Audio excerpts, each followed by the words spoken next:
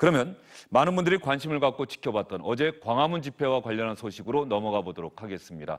어제 광화문 집회에 과연 얼마나 많은 사람들이 모일까 이런 부분들에 관심을 가졌는데요. 어제 광화문 집회 얼마나 많이 모였는지 저희가 영상으로 한번 보도록 하겠습니다.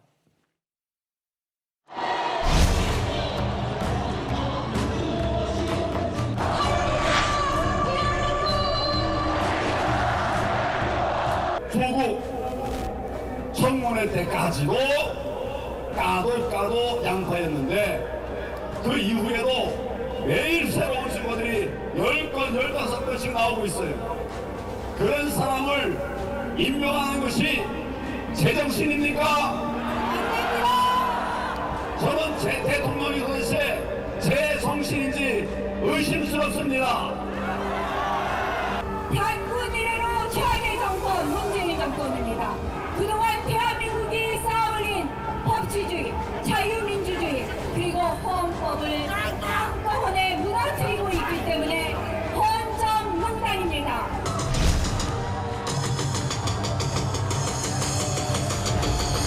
대통령 문재인의 직무 집행에 있어서 헌법과 법률 위배 행위에 대해서 국민의 이름으로 오늘 심판한다. 대한민국 역사상 최악의 대통령 문재인의 국민의 이름으로 변호한다.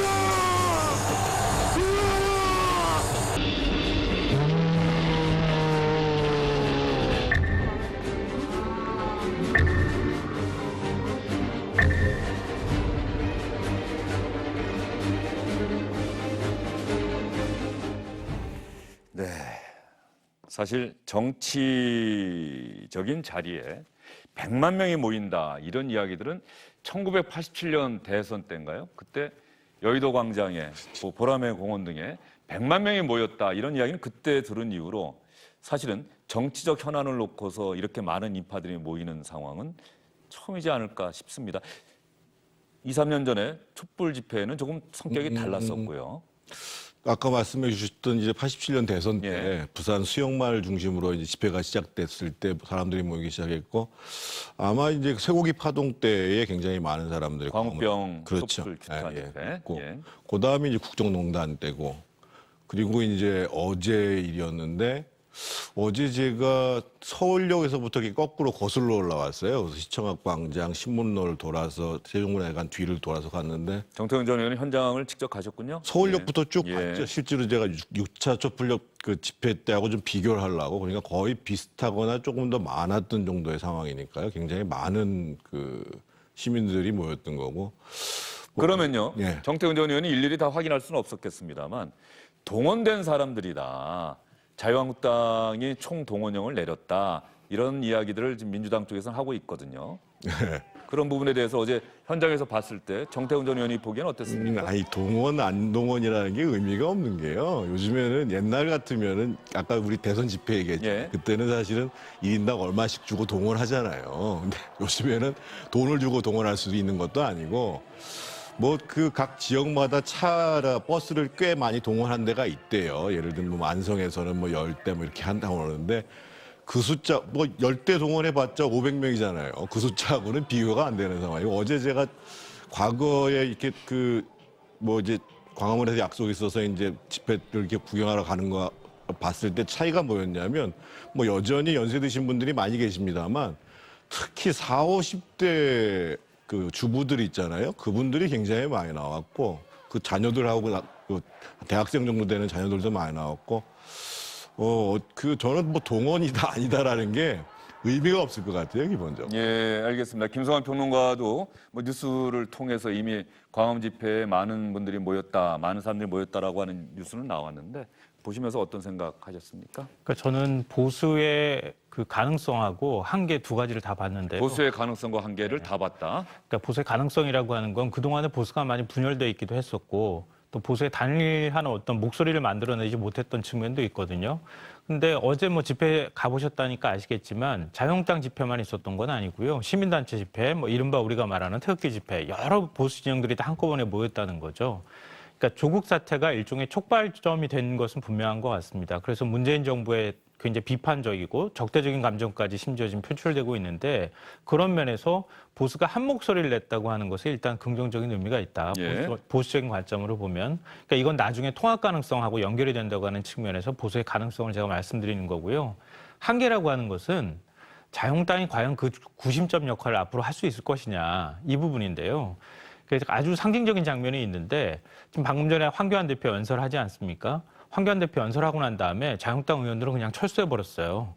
그러니까 지지자들이 왜 지금 집회 끝내느냐라고 오히려 항의하는 모습이 나타났거든요. 그러니까 자유한국당은 이 집회의 상징성이 필요했던 것이지 진정으로 이 보수 세력을 끌고 가겠다고 하는 그런 면에 있어서는 굉장히 한계를 많이 보였다고 생각합니다. 그러니까 그건 뭐 제가 상징적인 장면으로 설명드리는 건데요. 그러니까 자유한국당이 지금 보수의 목소리를 하나로 모으고 어떤 하나의 가상의 적을 두고 그 목소리를 가지고 현 정부를 흔들거나 이러는 데 있어서는 효과를 봤을 수는 있겠지만 그 중심에 과연 자유한국당이 계속 서 있을 수 있을 것이냐 이런 문제에 있어서는 약간 좀 저는 아직은 의문입니다. 예. 저 집회에서 말이죠. 문재인 정권 심판, 조국 구속 이렇게 쓰인 팻말을 자유한국당 정치인들이 흔들고 있는 장면이 조금 전에 화면에 나갔는데 이것 말고 좀 과격한 발언들도 많이 나왔던 것 같은데 특히 탄핵이라고 하는 말이 말이죠. 이게 사실은 대한민국 헌정사에서 실제로 탄핵이 이루어진 것은 단 한 차례에 불과한데 탄핵이라는 말이 참 많이 나왔고 조금 전에 영상 보면 대통령 파면이라는 이야기까지 많이 나왔는데 이건 또 어떻게 보셨어요? 어제 집회 전장에서 제가 들은 공통된 구호는 조국 구속, 문재인 그 정권 심판, 퇴진, 예, 퇴진, 조국 구속, 문재인 퇴진 이게 공통 구호고요. 예.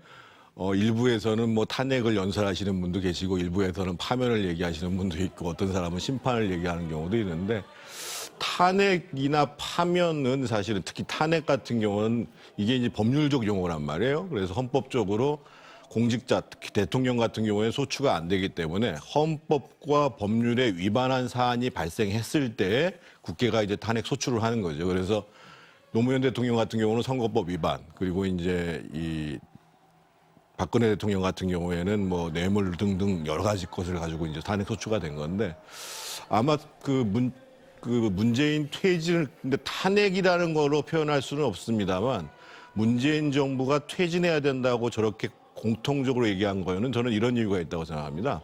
특히 이제까지의 사실은 공직자를 임명하는 기준이라는 것은 사법적 기준으로 임명하지 않았거든요. 무슨 얘기냐면 인사검증 과정 속에서 공직자로서 부도덕하다거나 자질에 문제가 있다라고 하면 그 청문 과정에서 그것을 확인하고 물러나도록 했어요. 네. 스스로 물러나거나 뭐 그 지명을 철회하거나. 근데 지금 문재인 대통령께서 조국 장관 한 사람에 대해서는 유독 사법적 절차를 기다려서 판단을 해야 된다고 얘기를 하는 거거든요. 이거는 굉장히 중요한 사태가 있습니다. 하나는 조금 전에 제가 말씀드렸던 소위 대통령의 인사권을 행사함에 있어서 민주주의의 원칙이 대단히 후퇴하고 있다는 측면이 있고 두 번째로는 소위 공직자들의 윤리 기준을 많이 뒤로 당겨버렸다는 거예요.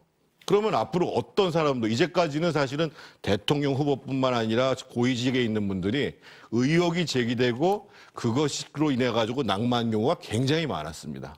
그런데 이게 지금 국민의 상식적 도덕적 기준을 법에서 판결할 때까지는 버티겠다라는 수준으로 만들어놨기 때문에 과연 그러면 이 정부가 하려고 하는 민주주의라는 것은 무언가라는 것에 대한 문제제기가 되는 거거든요. 그래서 그런 문제제기 차원에서 대통령 퇴진이라는 표현을 그렇죠. 썼다. 예, 예. 거기에 너무 큰 뭐 법률적, 뭐 정치적인 함의는 포함되어 있습니다만 뭐 법률적 대통령이 의미는 지금 없는 것이다. 국민적 바람과 어긋나게 인사권을 남용하고 있다고 보는 거예요. 그러니까 예. 뭐 이따 무슨 여론조사 나오겠습니다만 과반 이상의 국민들이 조국이란 분은 장관으로 부적절하다고 생각하는데 대통령이 거기다가 법률적으로 확정이 안 됐으니까 문제가 없다는 식까지 얘기하니까 사람들이 화가 난 거죠. 예. 제가 질문드린 거 어쨌든 화가 난다고 해서 국민이 직접 자신의 손을 뽑은 대통령을 향해서 임기 도중인데 물러나라, 파면했다, 물러가라. 뭐 정치적으로 얘기할 수는 있겠습니다만 정말로 물러나기를 원해서 그런 이야기를 하는 것인지. 이제 박근혜 대통령 때도요. 예. 그 집회 있을 때마다 맨날 나왔던 건 퇴진 얘기예요. 예. 박근혜 전 대통령과 지금의 집회를 제 이야기는 그럼 어쨌든 아까 말씀하셨잖아요. 법률적 위반, 헌법 위반이라고 한 사안이 드러나고 있는 상황에서 박근혜 전 대통령 퇴진을 요구하는 그러한 함성에 대해서는 국민적 동의가 있었다고 볼 수가 있는 것인데 아니, 제 말- 지금은 아까 제 질문을 잘 이해하시면서 자꾸 다른 이야기를 하시는 것 아니 같은데 이게 과거의 사례를 한번 보자면 예. 그래요. 쇠고기 파동이 있을 때 말이에요. 예. 쇠고기 파동 때 당연히 요구했잖아요. 이명박 물러가라고 예. 얘기하잖아요. 광장에서 있어서의 물러나라고 얘기하는 것은 나는 그 대통령 정부의 정책을 인정 못하겠다 이 얘기를 하는 거고요. 그래서 이제 정치인들이 얘기하는 것과 구분해야 된다는 것이고 더더군다나 그런 것을 탄핵이라는 법률적 용어로 쓰는 것은 정말 구분해야 된다 이 말씀드리는 거예요. 알겠습니다. 그런데 조금 전에 오세훈 전 시장이 물러가라, 파면한다, 물러가라 이렇게 이야기를 했기 때문에 그러니까 제 질문에 대해서는 김성환 평론가는 네. 어떻게 답하시겠습니까? 뭐 방금 전에도 화면에 나오지 않았습니까? 나경원 원내대표가 당군 이래 이런 정권이 없었다고 얘기하고 오세훈 전 시장은 역대 역사상 최악의 정권이라고 얘기하는데 바로 직전에 박근혜 전 대통령이 탄핵됐을 때 그때 집권 여당에 있었던 사람들이 저런 말을 할 자격이 있는지 이것부터 전 좀 의문이고요. 그렇기 때문에 탄핵이나 대통령을 물러가라고 얘기한다거나 하야를 언급하는 데 있어서는 굉장히 조심스러워한다고 생각합니다. 그럼 본인들이 그런 일을 겪었잖아요. 그러니까 최소한의 도덕적 기준으로 봐도 그런 얘기를 함부로 언급해서는 안 되겠다 이런 생각이고요. 뭐 사법적 기준에 관한 것은 이거는 헌법 위반이라고 판단할 수 있는 것인지 없는 것인지로 들어가면 아주 복잡한 문제가 되니까요. 한 가지만 말씀드리면 장관 임명 두고 대통령 탄핵이라든가 아니면 사퇴하라고 얘기한 적이 있습니까? 과거 역대. 그러니까 과거 그렇게 얘기 한번 해보자고요. 박근혜 그리고 그다음 이명박 정부 시절에 장관이 그러면 다 깨끗해가지고 다 장관 됐습니까? 불법성이 전혀 없었어요. 장관이 여러 가지 의혹 제기됐을 때 비록 밝혀지지 않았을 뿐이지 그런 의혹 받았던 사람들 많이 있습니다. 그럴 때마다 그러면 대통령 물러나라고 얘기했던 적이 있었나요? 장관 한 명 임명 가지고 이렇게까지 나왔던 적은 없어요. 물론 지금 보수 진영에서 얘기하는 것처럼 이런 장관은 없었다 이렇게 또 얘기할 수 있는 논리는 있을 것 같은데요. 그렇다 하더라도 장관 한 명 임명을 가지고 이렇게 얘기하기는 어렵고요. 짧게 한 말씀만 덧붙이고 싶은 것은 문재인 대통령이 조국 장관을 임명할까 말까 최종 판단도 안 내린 상황이었습니다. 그런 상황에서 검찰총장이 압수수색 들어가려고 한 거 아닙니까? 그리고 검찰총장이 이미 자격 없는 사람이라고 대통령한테 얘기해 준 것이나 다름이 없어요. 그러니까 이건 무슨 얘기냐면요. 문재인 대통령 입장에서 국민의 뜻을 거스른다기보다는 검찰 개혁에 저항하는 검찰을 어떻게 할 것인가가 최대 화두나 고민이 됐다는 거예요. 이거는 권력기관, 권력 내부에 있어서의 싸움이 돼버렸다는 겁니다. 그렇기 때문에 안 임명할 수가 없었던 상황으로 몰고 가버렸다는 게 제일 큰 문제가 아니었나 싶어요. 그러니까 그런 배경에 관한 부분들까지도 우리가 좀 생각해야 되지 않을까 싶습니다. 예. 한 말씀만 제가 예. 보태드리면은요. 저희가 이제 장관에 대한 해임 건의라는 것은 사실 헌법적 사안이거든요. 뭐 해임건이 탄핵 그래서 소추가 과거에 구성돼 사실은 있죠. 모든 정권에서 해임 건의안이 제출이 되면 그것이 통과가 되면 대통령이 그걸 받아들였어요. 그걸 안 받아들이기 시작한 게 박근혜 정부입니다.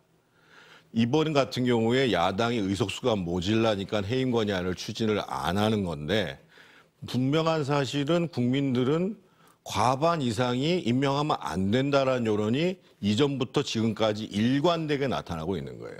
그러니까 대통령의 인사권이라는 것이 자의적으로 행사되는 것이 아니라 권한이 있으니까 국민적 동의에 기초해서 하는 것이고 지금 그 국민적 동의라는 것이 여론으로 나타나고 있는 것입니다.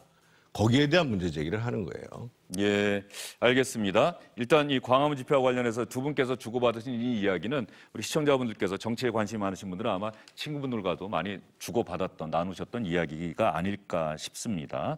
어제 광화문 집회 조금 전 영상에서 보신 것처럼 이른바 보수 진영에 속한 사람들은 강경한 보수든 온건한 보수든 거의 대부분 나왔다 이렇게 볼 수가 있는데 조금 전에 봤더니 홍준표 전 대표나 오세훈 전 시장 이런 분들의 모습도 화면에서 볼 수가 있었는데 그림 보면서 저희가 좀 이야기를 이어가도록 하겠습니다. 저런 부분들이 지금 홍준표 전 대표의 모습이 나오는데 뒤에도 뭐 십자가가 진짜 왜 이 이야기 참 제가 많이 하는데 이 보수 성향의 분들이 집회를 하면서 태극기를 드는 건 뭐 좋습니다. 뭐 대한민국의 상징이니까 성적이나 이스라엘 국기 유대인들을 상징하는 그 깃발을 들고 이 하시는 데 대해서 많은 분들이 좀 이해를 잘 저 못하세요. 상황을 좀 설명을 드리면은요. 어제 이제 광화문 사거리를 주고 3개의 연단이 만들어졌습니다. 그 중에 하나가 이제 그 자유한국당에 단 거였고, 저기는 지금 정광훈 목사하고 이재호 전 의원이 중심이 돼서 만든 그 공간이었습니다. 그러다 보니까 아마 나왔던 경우고, 기독교 쪽에서 또 한 군데 시청 쪽에서도 아마 연단을 만들었어요. 그래서 거기는 심지어는 집회하기 전에 예배까지도 드리고 집회를 하더라고요. 예. 그래서 아마 그 전체적으로 예를 들면 뭐 우파 진영이나 보수 진영에서 집회를 할 때 꼭 십자가를 들고 나온다, 그렇게 보기는 좀 어려울 것 같습니다. 저기는 아마 집회를 책임지는 그 전광훈 목사 쪽의 사람이 저걸 계속 지금 이 십자가를 노출하고 있는 게 아닌가 싶어요. 예. 어쨌든 간에 저 집회에 참석하시는 분들은 뭐 좋습니다. 그렇게 자신들의 의사를 표현할 수 있다라고 생각이 드는데, 그럼에도 불구하고 지켜보는, 소리 없이 지켜보시면서 자신의 마음을 뭔가 정하려고 하는 분들의 마음을 사로잡는 데는 뭔가 걸림돌이 되는 것은 아닌지, 그래서 저 부분에 대해서 좀 생각을 해봐야 되는 것 아닌가 싶은 생각이 전 집회를 볼 때마다 늘 전 개인적으로 들더라고요. 네, 뭐 저런 부분에 대해서는 아마 많은 분들이 좀 거부감 같은 걸 갖고 계시지 않을까 싶어요. 이른바 태극기 집회 때 성조기 들고 나오는 부분에 대해서도 아마 동의하시지 않는 분들이 저는 더 개인적으로 많을 거라고 생각하거든요. 근데 이게 이제 일종의